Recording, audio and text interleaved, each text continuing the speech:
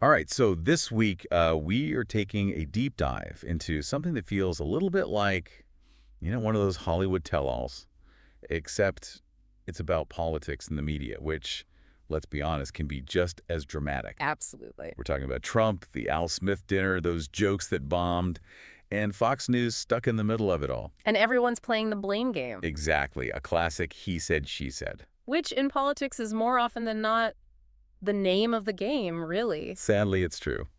So for those who don't obsess over every political dinner, what is this Al Smith dinner? It's basically this fancy New York thing, a charity event, but the big draw, the thing everyone looks forward to, it's the comedic roasts. They get some big political names up there to do a little And roasting. it's been going on for ages, right? Oh yeah, ages. It started back in 1945, if you can believe it.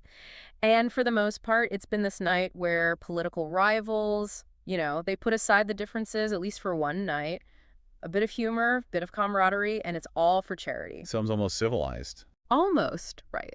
But the roasts themselves, well, they can be pretty pointed. There's definitely some truth to those jokes, some stings in there. But hey, it's all in good fun, right? Supposed to be. And gotta say, Trump's appearances at the dinner, both in 16 and before, those were memorable, to put it mildly. But it's not like even seasoned comedians, let alone politicians, write all their own stuff. They have help. Oh, absolutely. I mean, think about it. Those late night hosts, they have whole teams of writers. Same goes for politicians, especially for big events. These jokes, they're crafted by committees, basically. So on the surface, Trump saying he had a little help, it's not that outlandish. Not at all. It's practically expected. And here's where it gets juicy.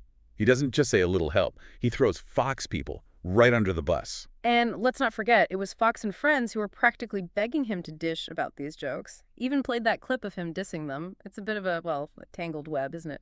Oh, totally. And that's when this becomes less about didn't they write the jokes, Yeah. and more about, influence.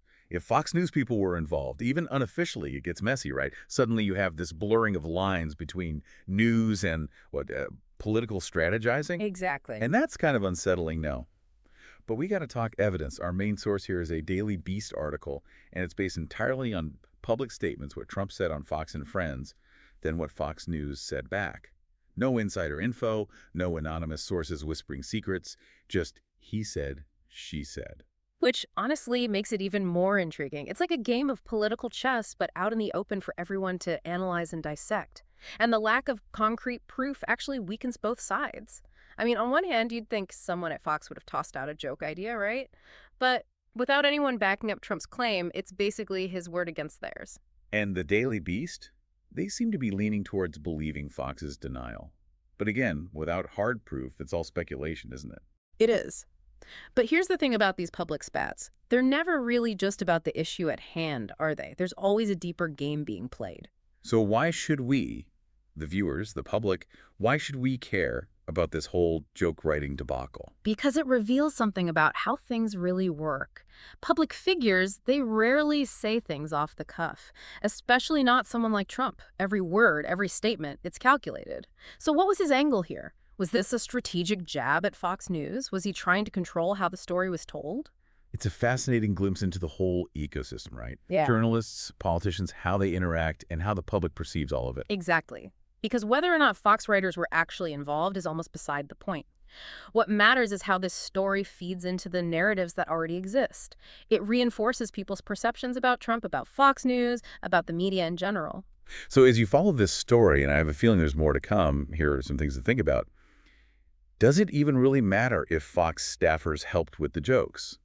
Or is this more about how it's perceived, the image, the narrative? Those are the million-dollar questions, right? And it goes even deeper because this whole thing forces us to ask, how much of this is just classic Trump, going off script versus a calculated move? It's like, is there even a difference anymore? What does that say about the state of, everything?